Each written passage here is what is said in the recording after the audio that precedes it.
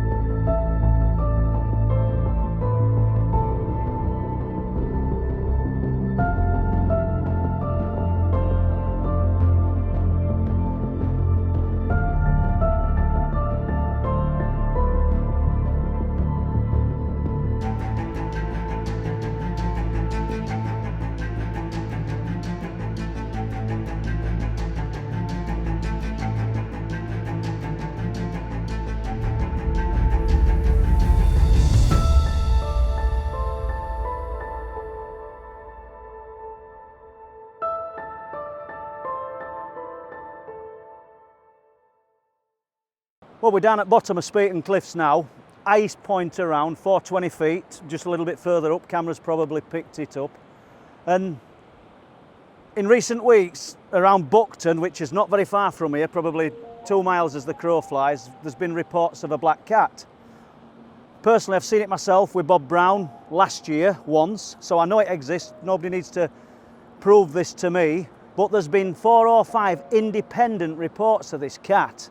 And you think about, if it's real, which it is, where could it live? And then you look around you and you look at this location. Nobody would ever get into these gorse thickets and these little remote pockets of woodland up here. Regarding the sightings of big cats in this area and the UK as a whole, I think there's no doubt that they're here. And I can't deny what I've seen with my own eyes with a good friend Bob Brown driving home from Bempton one evening. So I think people are quick to judge and say that the cats aren't here because they remain so elusive, but these animals, these large felines, are here and managing to exist in the UK countryside undetected. And we've got numerous reports from around the areas of Danes Dyke, around the area of Flamborough Head and the cliff tops of Bempton, all ideal habitats for a large cat to hide, rest up, because don't forget most of their hunting habits will be nocturnal.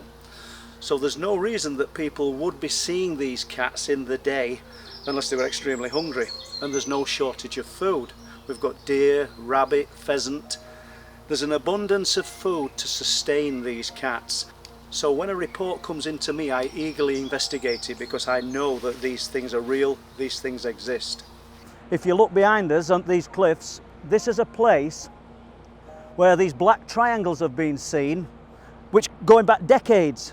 It's not just me saying it, newspaper reports have said it. Independent witness has seen black triangles flying up and down below the cliff. So below 400 feet initially. So whether there's something beneath the sea where these things are entering, because we've also got the rock anglers, we've got the bait diggers who've said in the past that out there they've seen these black triangles entering the sea. whether that's the reason, and we're around this location, because we've just got to ask ourselves one thing: are all these independent witnesses, all these people who don't know each other, totally independent to each other, all claiming to have seen similar things? The triangles, the lights beneath the sea, the lights above the sea, the trawlermen, the rock anglers, and these cats. It's just an area of high strangeness. It's like a paranormal soup. I don't know what is presenting in this area, whether it's the location, which we've said before, or whether things are just attracted by, I don't know, makeup of this area. It's just strange. It might be worth noting that the area where you're filming now, Chris, there's a farm just over the way. I've spoken to the farmer. He's reluctant to let me on this bit of land, not because it's me, just because he's reluctant. It's anybody. And I know that there's some holiday lets close by, and there's a few people in them who've looked over onto this land from them holiday lets and claim that they've seen a big black cat. Now, I place a little bit more faith in one of the witnesses, who I'm told is a vet. I know that don't make him an expert witness any more than it makes a pilot an expert witness who sees a UFO, but he's used to seeing different animals, and he claims he's seen a big black cat. So I just thought it was worth noting. I weren't going to add that bit, but we're here and you're filming this area. I think from the public's point of view, how would you be aware of the big cat? I think that is a wild concept to imagine for your everyday person in the public outside of the genre. So from my perspective, my wife's seen 2 big cats. She rides horses, and often when they're hacking out early in the mornings, that's often the perfect time where you might stumble across one of these big cats. And the recent video Paul and I did about the big cats, which is on the channel, you can see hundreds of comments in there about people's sightings, often early in the mornings. And for every 60 comments, you've probably got 1 or 2 trying to debunk the idea or deny the possibility of this. And I understand that if you're not aware of the phenomena, but it's a real thing. So we're just placing one of the cameras here in this little culvert that in winter gets flooded, and this drains the water off the land. And we have seen just now game using this, so we're hoping that, this is really predominantly for the alien cat, really, and any other strange, because the strange cryptid animals have been seen in this area. It's a long shot, but we've got to do the thermal, we've got to do the trail cams, we've got to do the night vision. We've got even old school wind on flash cameras, so we've got analog, digital. We're just throwing everything we can at it. Throw everything we can at it, Chris, and that's all we can do. At various places in this wood we've set 4 trail cams, which we're going to leave here for 3 days, get back to them, and hopefully we might have a result. I think we might be unlucky as well, but nobody can blame us for trying. No.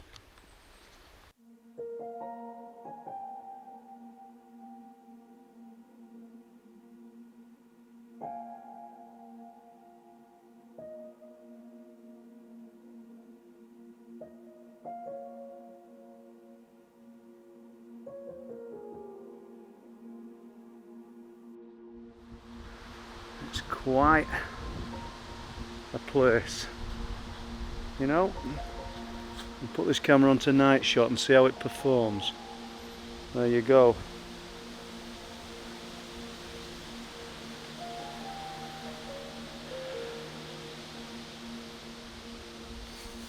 There's a low light function. That's even better.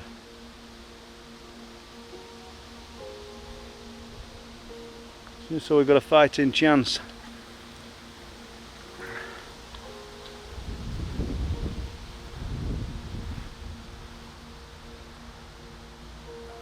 Unexplained phenomena, people. It's an exotic science that does not perform to order. And did anyone hear that? I don't know if the camera picked it up.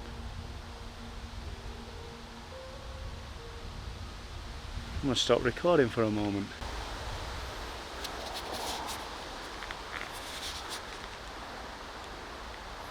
Let's have a look.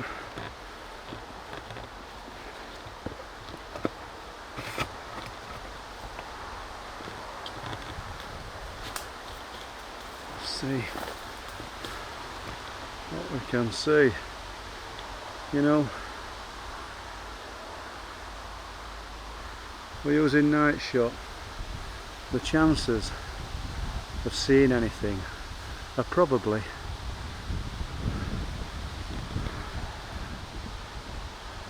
very slim. Believe me, you don't want to find yourself up here during the night. I'm not very far into the wood.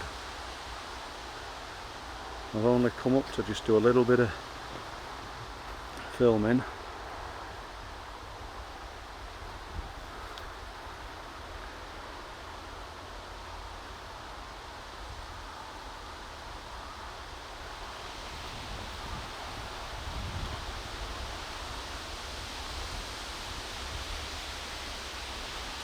There you go.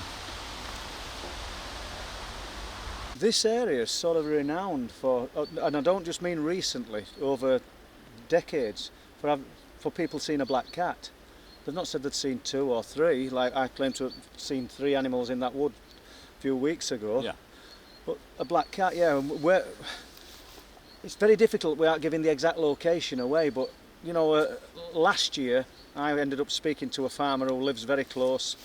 There's a few holiday lets on his property, these camping, glamping and things like that, and he had at least two, to my knowledge, reports where different people had claimed that they'd seen on the edges of these cliffs, in the field where these sheep are grazing, a large black cat. One of them is more credible than the others for me, in that I was told it was a vet and he knew this guy. So it sort of makes, and obviously, I mean, I think I've said it before, but if we've got a pilot claiming he's seen a UFO, we get what's called, oh, he's a credible witness. Yeah, and Paul Sinclair, who interpilot, somehow I'm not credible. But it just adds a bit of credence to it, and this guy claimed he'd seen a large black cat along with someone else unrelated to the vet at a few weeks before or after. So it just adds to the blend of what's happening here, because you've got this unexplained phenomena, we've got the lights, we've got the electronic type voices that are being heard, but we've also got something that could be perfectly natural, unnatural to be living in the UK, but natural and surviving in this strip of dyke and using these cliffs as cover. Perfect habitat, because this area is just not, it's not really got, it doesn't get much footfall. No, absolutely human not. footfall. Yeah. And it's elusive. And what is unusual is that whilst these cats are being, I mean, I guess this is why it's so unusual, is that even though we know that these cats, you know, I'm 100% certain that these cats are here. Yeah. I shouldn't say that because I haven't seen them with my own eye, but there are so many witnesses. I believe they're here, yeah. Credible ones at that, but yet the nature of what we'd call an alien cat attack is not present on any of those animals. I knew you were going to say that. I totally agree. That whatever's predating on these sheep, or whatever, if you call it a predator, it's not predatory behaviour. It's not normal behaviour to remove the ears and remove the eyes. These eyes look like they've been sucked out. There's no trauma around eye. I know I'm repeating a lot of things here, but there's only so many words you can use to describe this, and it's not predatory. But while we're on with this cat business, last year I spoke to an old couple that Bob Brown put me in touch with, who come and sit at the lighthouse, which is only 2 miles from here. They come and sit at the lighthouse in their car and look out to sea. And there's sheep grazing in the field between the sea and the lighthouse car park. They've got a camera and they've got binoculars on back seat. Once again, classic. There's gorse bushes dotted about in the field, and the wife says, look at that. And a large black cat, panther-sized, Labrador size, ran across the field into the hedges. They said, and they're kicking themselves. They're really annoyed because they said, we've got a camera and we've got binoculars in back. But so it was a jaw-dropping moment. Are we really seeing this? Yeah. And they're still in Bridlington. They've got a caravan in Bridlington, and they come. And I've spoken to them several times. Another example, there's loads of examples. These people aren't, in touch with each other. They don't know each other. This old couple are from West Yorkshire. I thought we'd just throw that in because I'd forgot about it, to be honest, Chris. There's that many people telling me different things. Well, for you and I, an alien cat, and it's particularly in an area like this, doesn't seem unusual because we're familiar with the sightings. But the public, the general public, you mention a puma, or a cougar, or it's not, a lynx. they're just going to laugh at you. Yeah, but let's not face it, the general public aren't here. This gets trodden on by probably, I don't know, a few people might come shooting up here. I don't know if they do. The farmers will come on to tend to the livestock, but they're not going to come in here. You've only got to look at your surroundings. Well, there's nothing here. This is as, I won't say as remote as it gets. There's an owl. I hope the camera picks that up. You know, he's just coming past us. Come on. So, you know, it's a wonderful place to be. And I think this shot alone gives a really good example of what Yorkshire is like, really. That's correct. Not just East Yorkshire, all Yorkshire. In fact, most of Lancashire, really. Yeah. Just constant fields and farming and remoteness, really. It's barren. This coastline is barren. I mean, we could walk now for miles, 20, 30, 40 miles. 6 miles we'd encounter Filey. We'd go another 10 to 15 miles, we'd encounter Scarborough, but with nothing very much in between apart from coastline and cave networks. You know, I mean, it's a brilliant habitat if something wants to hide. And so we've got this corridor that goes from one side of the coast to the other in the form of Danes Dyke. You know, I mean, not everybody's going to subscribe to the theory that these cats are here, but I personally believe they are. I've just hold my hands up and say I've got no idea what else is presenting and what else is performing up here. I've no idea. I just know it is. During 2017 to 2019, I investigated a spate of animal deaths, mutilations for want of a better word, and the strange dark nature surrounding the carcasses that I found still puzzles me to this day. Animals that were stripped of flesh around the facial area, eyes removed, ears cut off with seemingly surgical precision, and in most instances no meat being taken from the carcass. There were numerous explanations or theories put forward to what could be killing these unfortunate animals. Remember, it was sheep, roe deer, badger, fox, and in some instances birds with the heads removed, and we never really came up with what could be killing them. People suggested a satanic element where people were capturing these animals and doing things to the carcasses for dark practice. Whether that's true or not, I don't know. It's never really been established what was responsible. All I know is if it was man, it were done for means that were in no way normal, as in taking the meat and using it for human consumption. There was other reasons for killing these unfortunate animals. And to this day, we still have no idea what was responsible for taking the lives of up to 50 sheep. I think we found about 7 or 8 roe deer, as well as badger, numerous badger and fox. And another important thing to note, the lack of blood. Kind of makes you wonder, something very strange, something very dark and unusual were taking place in the years of 2017 through to 2019. Let's hope it doesn't start again. I remember going on that investigation with him on that first day, and that location's really strange. There's something very, very eerie. I thought it for a long time, but that first morning when we went up there, it was absolutely pitch dark, and only, you know, the day before animals had been found by the farmer and by Paul that had these injuries, shall we say, for the sake of YouTube. And Paul has got all the photographical evidence that you will need for people watching this that want to see those photos to prove what we're saying. It's a difficult place. YouTube's a difficult place to show injuries like that. You can find yourself kicked off YouTube really quickly. So we're not going to do that. We're going to put some up that are relatively tame or blurred out. But believe me, the photographs exist, and you know, there's no doubt that happened. Now, what was causing that and what was responsible for that? Well, there's the mystery, because this is a mystery that's been going on for decades, and people still can't get to the bottom of that. I'm just stood with Christopher Turner now on day 4, and it's well documented that I found a roe deer isolated in this section of wood, and what we've got is a Geiger counter told to be quite reliable, and we're going to take it around the area of the hills around where I found this deer now. So we'll just follow Chris and see if anything occurs.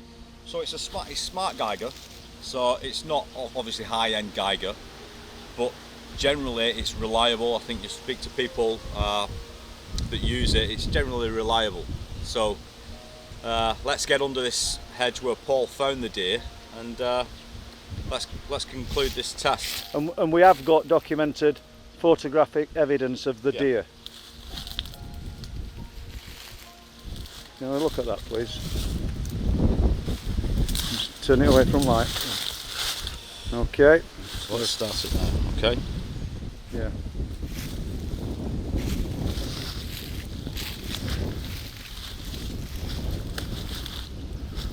Bit wobbly, guys, but just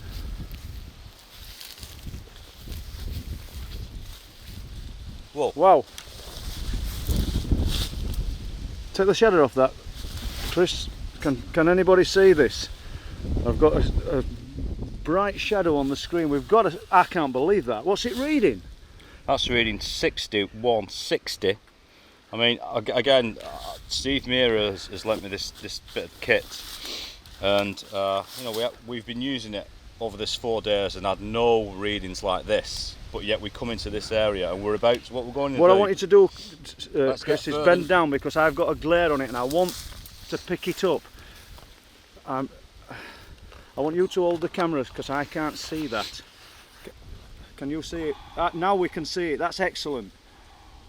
I don't know what we're picking up here because obviously it's early hours of morning. Chris has stood holding the camera. He's got a thermal imaging camera as we speak, as well as holding this camcorder. But we'd just like to briefly say that I visited this woods a few months ago, and I'd only walked in a few hundred yards and I became aware of voices at the back of me. I don't mean people talking, just a voice. Not frightened to say, it unnerved me. I hadn't a clue what it was because there's nothing here. We are absolutely out in the sticks in the middle of nowhere. I'm not the only person to have heard this electronic voice. The farmer's heard it. He's not after creating some kind of informational, what shall we say, documentary to entertain people, if that's the right word. I mean, there's something happening here. It's not entertainment when these animals are being killed, but this electronic voice phenomena is occurring in this area as well. He doesn't know what it is. He's heard it as close as 20 foot away from him. I've heard it in the wood a few months ago. Andy Ramsden heard it. It's almost like laughing or someone distressed. It's really strange. So much so that it made me feel like climbing the fence and walking across the crop to escape walking back the same way. Just a few observations while we're in here, because you know, I just think that people should know the sort of depth and the length that we're going to, trying to decipher exactly what's happening here. It's difficult. Perhaps one of the most unusual phenomena that I've come across in this area is the electronic voice phenomena. I first heard it back in 2017 when looking into the sheep fatalities, walking through the woodland in the early hours of the morning as it's just getting light, and hearing voices, hearing people talking, almost robotic in sound. I know the local farmers have heard it. People on the cliff tops have heard this electronic voice, this chatter that just seems to be coming from the ether. It unnerved me so much the first time that I heard it that I considered walking across a crop. Obviously I didn't want to ruin the crop, and I plucked up enough courage to walk back the other way. But this is not just the idle chatter of somebody walking a dog in the early morning. This is 4:30 in the morning with bracken that's standing either side of you, 3 to 4 foot high, and you hear voices. Would it unnerve you? It certainly did me.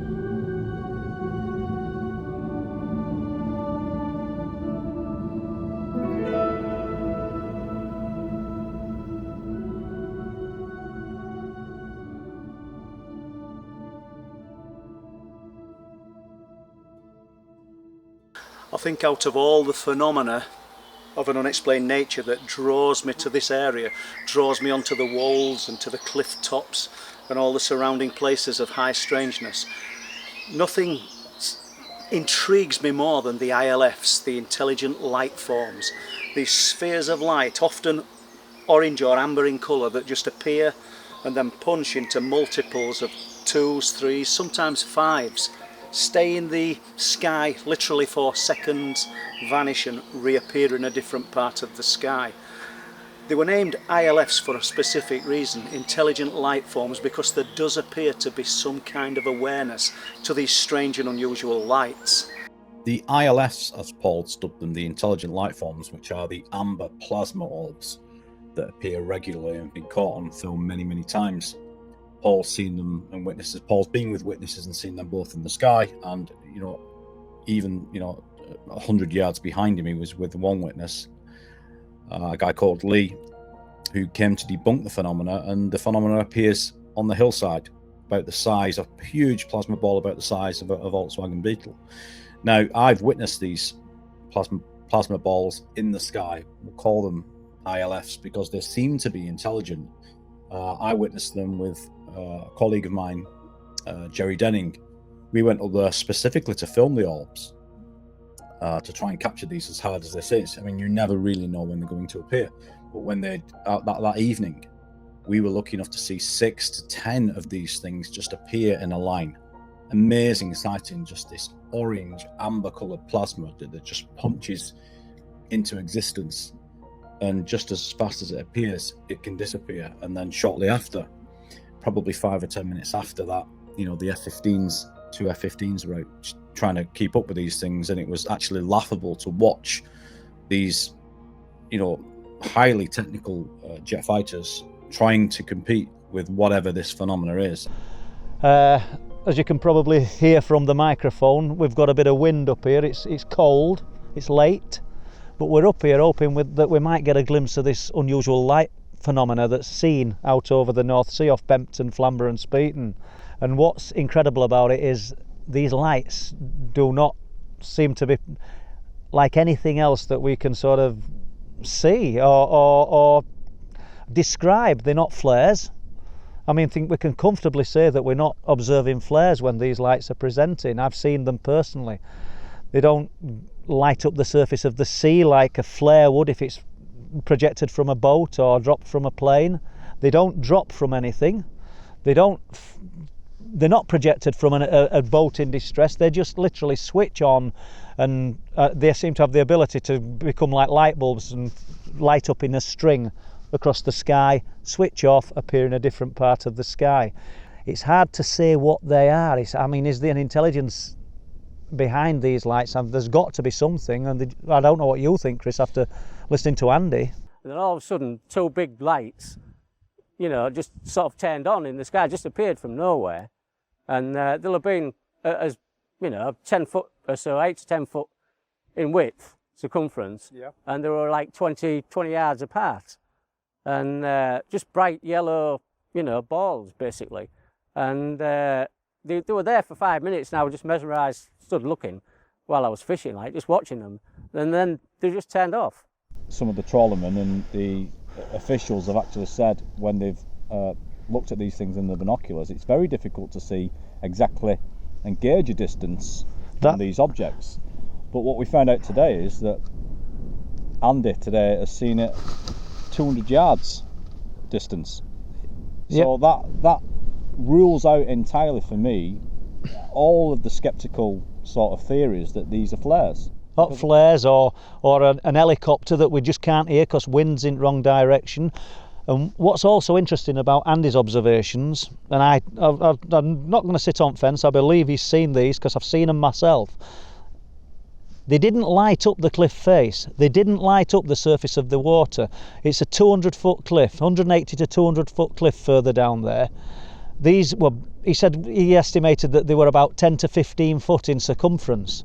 And they were, I forgot what he said the distance they were apart, and Chris, but they should have been lighting up the surface of the water. And what these coast guards I've spoke to off record have said to me is as you've just echoed that, Chris, is that the unusual thing is when they put binoculars on, these lights do not display the same kind of luminescence that a flare does. It does not light up the area around them, yet they're absolutely intensely bright. So we are dealing with something, probably another type of light spectrum, because Andrew said these lights switched off for 4 or 5 minutes, probably longer. That does seem to be one of the key characteristics about these lights, the turning off. So I think it's probably time we discussed today what we thought might be something plausible. And although it's considered out there, we know that our military are developing stealth technology. Yeah. I guess the advanced terminology that people are using in this on alternative media and ufology is cloaking. And it's a very real technology. I think, first of all, let's acknowledge that. I can see where you're leaning, and I think we've got to consider us all the options, because we can't just go, everybody wants to jump on the theory that it's some kind of extraterrestrial visitation, and it might be the farthest thing away from that, Chris. So I think it's a good option to not go with, but to discuss. Yeah, I think you've got to discuss it, and I also think we'll flip that now, and as you said, I'm contradicting myself in saying that, because if it's military and we assume they want to keep this sort of technology very quiet, why is it then showing itself 200 metres from a rock angler? And on other occasions, many rock anglers.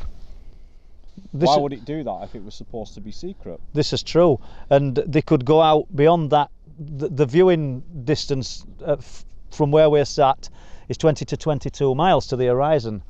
Why aren't they going? Why, if it's military, why aren't they doing this 50 miles out where nobody could see it? I totally agree with you. Yet, what we seem to be getting in September, October, November, December, and throughout the year, are these lights that are presenting over the North Sea. And we've got to also remember that there's a season for the rock anglers.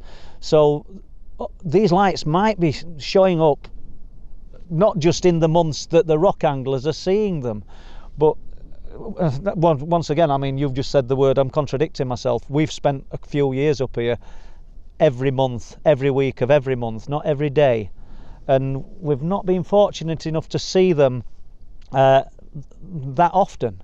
We just know that they're here, and we know that this area's got the potential to produce unexplained phenomena, many types of unexplained phenomena, not just the light forms.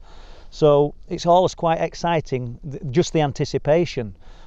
And as we've said many times, yourself included, Chris, that unexplained phenomena does not present to order, and that's why we're sat here now. We've just got to have the patience and hope that we're going to strike lucky. Yeah, I don't know whether luck. Sometimes I feel that luck's not necessarily a part of this, because it almost seems to be when it displays itself in the fashion that it displays itself, particularly the lights. There's been many occasions when the witnesses has said they almost felt like when they got up to leave, these things had appeared. These things would appear. Yeah, that's true. I guess it becomes interesting. The lights alone are very interesting, but it becomes really interesting when you tie in what's happening to the animals that are being mutilated. Well, exactly, yeah. Where we're sat now, I realise that the weather conditions and probably the wind, we can't hear whether this mic's picking things up as we want it to, but the fields at the back of us or in close proximity, when we've spoke about this, I've spoke about it quite a bit, the farmers are losing livestock, and I don't just mean 1 or 2 sheep. Roe deer have been found mutilated, badgers are being found mutilated. On the shoreline throughout 2017, harbour porpoise, the small dolphins, were being found with traumatic holes through their jaws, which we've got the photographic evidence of. I do realise that when you put together the Bempton phenomena, we've got a little bit of criticism for not showing the photographs, but the plain truth was we just weren't allowed due to media censorship. Maybe we can sort of blur out those images of the trauma, just to prove that we do have the goods. I mean, who seriously thinks that on a night like this, we would be sat up here if there wasn't the potential to see something highly unusual. This particular area and one particular location has lost over 50 sheep. Now, what kind of predator in close proximity to where we sat, are sitting should I say, strips the skin off its victims' faces, removes the eyes, and in many cases removes the ears, and does not touch the bulk of the carcass? What kind of predator manages to do this to an animal that's primarily white, a sheep, and does not leave it covered in blood?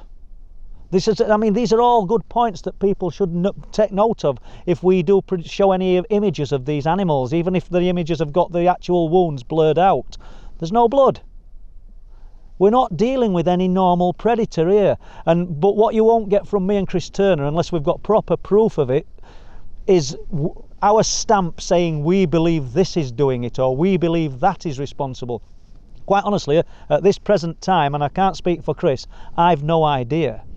All I know is that it is happening, and it's happening localised to this particular area, and it's every manner of phenomena you want, including missing time. We spoke to a trawlerman today en route to speak to a witness in Burton Fleming, Ian Norris, and we stopped because this particular guy was outside his property, and I just wanted to confirm a few things in presence of Chris, that this guy was fishing. If we turned the camera around, which we're not going to do because the wind would be horrendous, but if that guy were fishing out there, and he lost an hour and a half of time. He arrived at a fishing ground an hour and a half early. We may even get to speak to him this time or on another visit and get his account. It were quite an impromptu meeting, but I just wanted his confirmation of what I'd told Chris. Anything's possible here. Ian Norris's sighting is very similar to something that happened on cliff tops when I was with my wife Mary. I can't remember the exact date, to be honest with you. I think something tells me it was 2016. And we'd been up taking pictures at old RAF base and out at sea. Walking back, and I'd got a camcorder with me, good camera with me, so I fell into the trap that everybody says, why didn't you take a picture? I look over between the RAF base and the RSPB buildings, and there's an object that's shaped like a torpedo, like I'm on about the torpedo suites, if anybody can remember them. And it was sort of one moment it looked white, another moment it looked grey-silver. It's strange, hard to explain. And I'm trying to show Mary this. I'm trying to telling her where it is and watch it. And as I'm telling her, and I should have been trying to get my camera, it's turning on itself till it's just a circle. And then the circle decreased and it had gone. How that works, I don't know. It weren't an aircraft. And once again, people, why I see these things and other people don't, I don't know that either. But I'm not the only one, am I? Otherwise we wouldn't have so much information relating to this area. Well, RAF Bempton is a very unusual place. It's out of bounds now to the public. It's a dangerous place. But Paul was fortunate enough years ago to have some urban explorers post him some of this content on a memory stick. And they even testified to the fact that whilst they were down there, they encountered strange shadow beings and heard whispers and all sorts of ungodly sounds down there. And they're not the only ones. Even above the base, people have seen UFOs. Paul has seen UFOs stationed above the RAF Bempton. Now, of course, RAF Bempton was decommissioned decades ago, but it is believed by many, including myself, that there is something going on beneath ground. Now, it would make sense, logistical sense anyway, from a military perspective, to link all the bases underground, of course. But I think there's something deeper than that. You know, many witnesses, including the anglers, the rock anglers up there, have witnessed strange orbs of light coming out of the cliffs, out of the cliff face. So what on earth can do that? Now, of course, there's a lot of military presence up there in terms of when these lights appear, the ILFs appear in the sky around there, you will often have helicopters or military jets soon after, and we've captured this on film. Many people will know that if you don't know this place and that part of the coastline and Paul Sinclair's work, well, you will soon. I believe that, just like Skinwalker, this is probably the most paranormal place on earth at the moment. What we want as we get closer to the base is for the reading to go up. We're at the top of Bempton, near the RAF Bempton.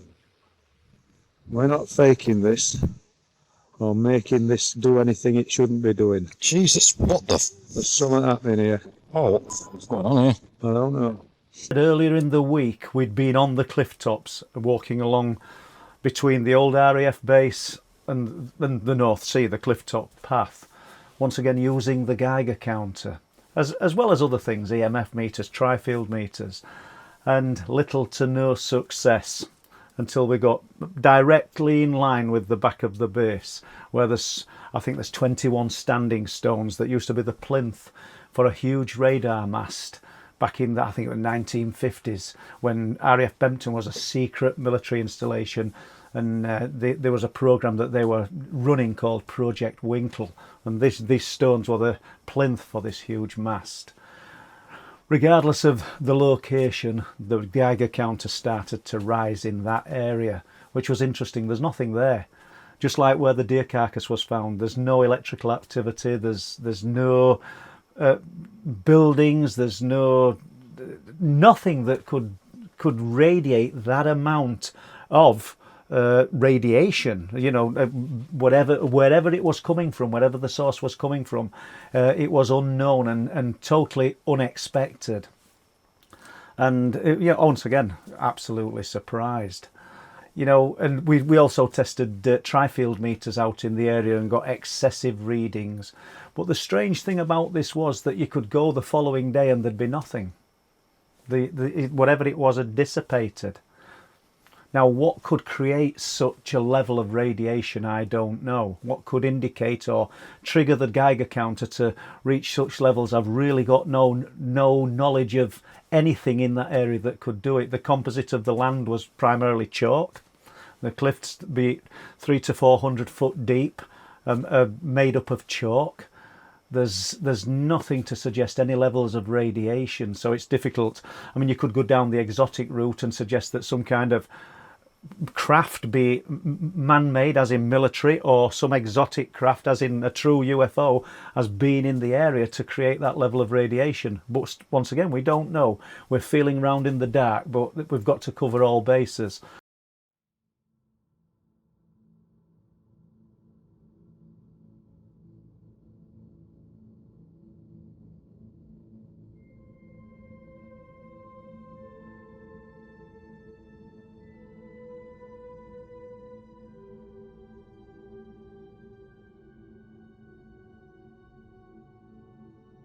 We haven't got enough time during this film to do justice to the absolute mountain of research that I've amassed over years and years. I mean, people have to understand that I've not just appeared. I've been researching for years and years and years, but there's one case that I think I'd like to touch on now, and that is a guy called Raymond Johnson. And the newspaper is an interesting one. They say that this guy was possibly hit, by a vehicle with bull bars. Nobody knows if he was. It was at 5:30 in the evening on a cold winter's night just before Christmas. And this guy is suffered massive trauma, massive head injury, 7 cracked ribs, broken shoulder blade, severe internal injuries. And then what they've said is he's ran for a mile up Bempton Lane while stripping off his clothes and then collapsed at the entrance of the farm, which I find absolutely impossible. I've spoke to a doctor about this, and he's knocked out the ability to remove his clothes anyway by virtue of smashing his shoulder blade. But they're also talking about the severe head trauma and his body's automatic thermostat going into overdrive, and that's what forced him to run up the lane, overheating and removing his clothes. And they say the body as though he's already dead, not the man. So he'd no ability to think even. But what's also interesting is he wasn't found outside the entrance of the farm. He was found probably 500 foot away underneath the bathroom window of the farmhouse.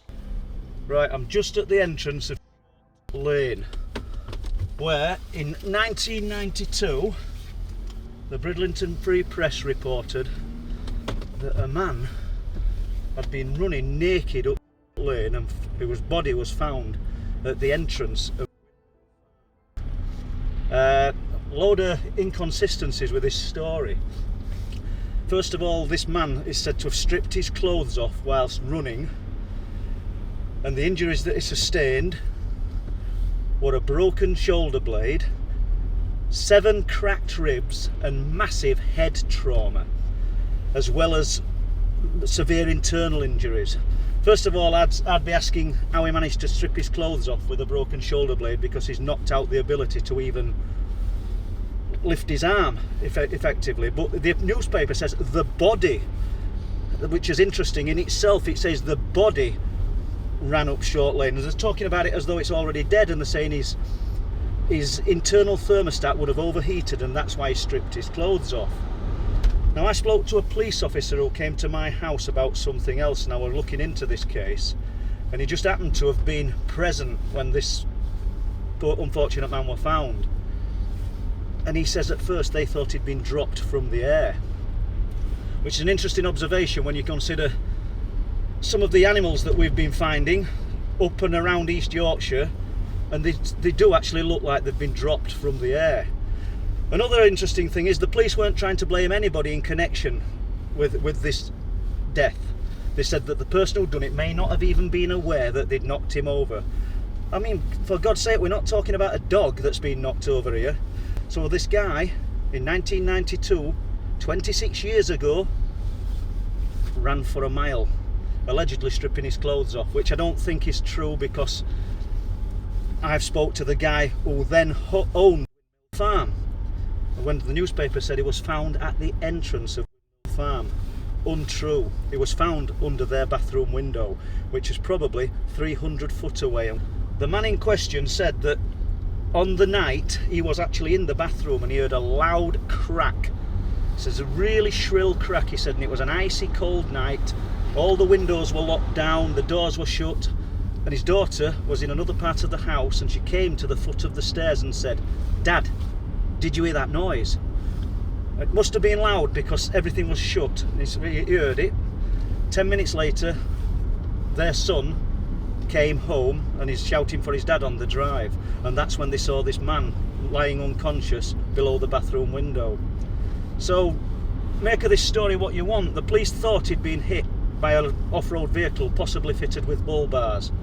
They weren't looking to blame anybody in connection with his death.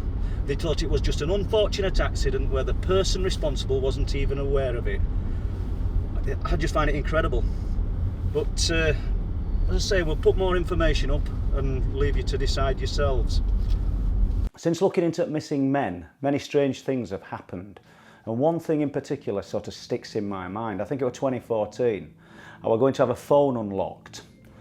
One that my daughter had given me. And me and my wife left the house this particular day. It was a cold, very cold but sunny day. And as we're walking down the street, at the other side of the street, and it fans out, there's a guy leant on the wall, and he's got a bike at the side of him, and he's got his shirt off. Quite tall, unusual physique. It's really striking, to be honest, because it looked like he'd been working out, but everything was smooth, the texture of spam, for want of a better word. No vascularity, nothing. And he started shouting immediately as I'm walking down the road, and he's shouting, "You're bringing down the light. You know what you're doing, you're bringing down the light." I didn't realise at that moment that's what he was saying. I just sort of looked up at the sun and thought, yeah, enjoy this bit of sunshine. So we walked up towards the promenade, and I took the phone where I needed it unlocking. 5 minutes later, I'm walking back, and this guy's now sat on the wall on the side of the road we're going to be. I can still see the bike leant against the wall at the other side, but now he's got a tight fitting brown jumper on. See, his head's bald, but I knew it was him. That's how striking he was. And as I approached him with my wife, he turned round before we got to him. He looked at me and said, "You know what you're doing.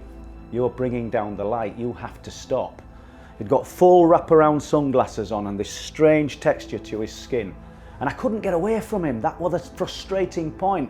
I'm normally quite good and can converse with people, but this guy had me in knots. Everything I said to him, he turned, and it was like he were talking in riddles, but the riddles made sense, but no sense, if that makes sense.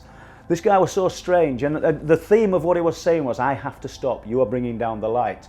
And at one point, And I'm facing him and I'm looking at him, trying to work him out. He put his hand and reached out and touched Mary's shoulder. And he said to me, I'm not interested in her. I'm interested in you. You know what you're doing. You have to stop. You're causing big problems. And this was at a time when I was looking into the missing men. And at one point I just said to him, where are you from? And he looked at me and he said, Rickle. Well, me and my wife couldn't remember what he'd said when we got into the house. Rickle? We couldn't recall the name. A few weeks later, the front page of the Bridlington Free Press has got the picture of a man that's vanished up at Bempton. I think his name was Simon Hodgson, and it was from Rickle. I need to stress that the guy that we saw was not this man. But what are the coincidences of it? And one other thing that my wife noted, because she's facing the bike, I'm facing this guy, the bike had no brakes. She said, like, you know, it was really strange. So that's just one unusual story that's coincided with all this weirdness that's going off. Possibly one of the strangest and most atmospheric locations around East Yorkshire has to be Willie Howe, the burial mound, the Neolithic earthwork of Willie Howe. There's so many stories of the strange and unusual attached to this earthwork, it makes you wonder why it was placed there in the first place. You know, was it because of the reverence of the land? Did early man 4,500 years ago realise just how important this location was and erect this monument to the location itself as a tribute to the ground? Right, directly behind me is the burial mound known as Willie Howe. Anybody who wants to Google this will probably find it's the most famous burial mound probably in England. Lots and lots of unusual stories attached to Willie Howe. But I sort of found a few myself when researching for the first book, Truth Proof 1. And one of them involves a pilot. Just to the back of this burial mound, there used to be an airstrip. And a few light aircraft used to be housed here and fly out of Willie Howe. And one of them involves this pilot. I've not got the exact date in top of my head, but it was a vintage aircraft that was only equipped for night flying. And he relayed a really interesting story to me a few years ago, where he decided to take the plane out one afternoon for a trip up to Whitby along the coast, and on the way back, and he sort of planned his route so that he would be back within plenty of time to land this aircraft. So he'd done the coast route and decided it was time to come back. This plane were very limited. I think he told me it had something designed for the revs, not designed, that's the wrong word, but it had something to display revs, altitude, and there was something else on it. I can't think what it was at the time, at this moment. He said as you're coming back home, and he knew he'd got time to land around these fields, just the back of the burial mound, he could see the sun setting. He said, and then he turned and looked to his right and he could see a second sun. That's how he described it. So we're talking about a second ball of orange light, which puzzled him because he looked and he can still see the sun setting and think he's quite confused. He says, and then the only way he could describe it, he says it was as though his plane had flown into a cobweb in the sky. Something invisible had stopped his plane, and he said, I looked at these meters and we weren't going up or down. The revs on the engine displayed that this aircraft was still flying, and it just couldn't understand it. I think the other meter was the fuel gauge. That's just come to me because I realise now, after what happened in the events. He said, and then suddenly, after sort of feeling confused, he sort of wakes up and it's night. And he's here, but the plane is now flying. And he's sort of gone into a bit of a panic mode. He realises he's not equipped for night flying. He thought about flying on towards Humberside and trying to land there, but he's not equipped for night flying, and B, how is he going to explain this incredible, somewhat crazy story? And, you know, this guy's a qualified pilot. You don't want to lose his pilot's licence. So he's relayed this, and he said, in this field that we're looking at to the left of me, he said, there's a tractor with lights on ploughing. He knows further on that there's some cables, overhead cables. He's thinking, if I can just get past these cables, I can put the plane down in the field. And he did that, and that is the story that he relayed to me. Obviously there's no aircraft here now, but I wouldn't say everything's checkable, because I'm not going to name a guy that were flying the aircraft. But it's a true story in as much as the fact that this guy's told me the story. If anybody looked at Truth Proof 1, the actual account is his own words and they haven't been altered. So there'll be a lot more detail than what we're saying on this sort of random visit to Willie Howe. I mean, the stories go back literally hundreds and hundreds of years, where William of Newburgh documented a man passing here in the dead of night on his horse and claims that there's a huge hole in the side of the burial mound and it's all lit up. And there's a banquet going off and great merriment and people having feasts, and he said they were hobs and goblins. I don't know how we would term that now, or what this guy was seeing hundreds of years ago. But today we might think they were aliens. I really don't know. But he sees this hole in the side of the burial mound and stops and looks, and he's offered a drink. They give him this vessel to drink out of, and he realises that if he drinks, he's going to be enslaved to these people, or these beings, and he tips the contents out and does a runner on the back of his horse to escape. Now, where this tale goes from folklore and fantasy is quite interesting, because the cup existed. Now, it's possible that it could have just been a cup that they found in the burial mound, and this story's been attached to it in later years. I'm not going to discount that, because I'm in no position to say it was or it wasn't. But where it becomes interesting is this cup was given to one of the kings, I think, of Scotland, Edward the Elder. It was later given as a gift to another king. The names escape me, stood here today, but that is all documented in history. There's lots of other stories attached to this place, and as I say, I think it's well worth a visit. If you come to East Yorkshire, come and look at the burial mound and do a bit of research and look into the history of Willie Howe. What you have just seen in the documentary barely scratches the surface of the phenomena that is presenting in, on and around the area. Phenomena that appears to have been present ever since man first began to notice the strangeness that surrounds him. The lights in the sky, the ILFs, intelligent life forms, seen by so many people across a huge section of society. Lights that appear from nowhere and disappear just as quickly. And as I turned around to look at it fully, it just disappeared. The strange creature sightings, reports of animals that simply should not exist, but they do.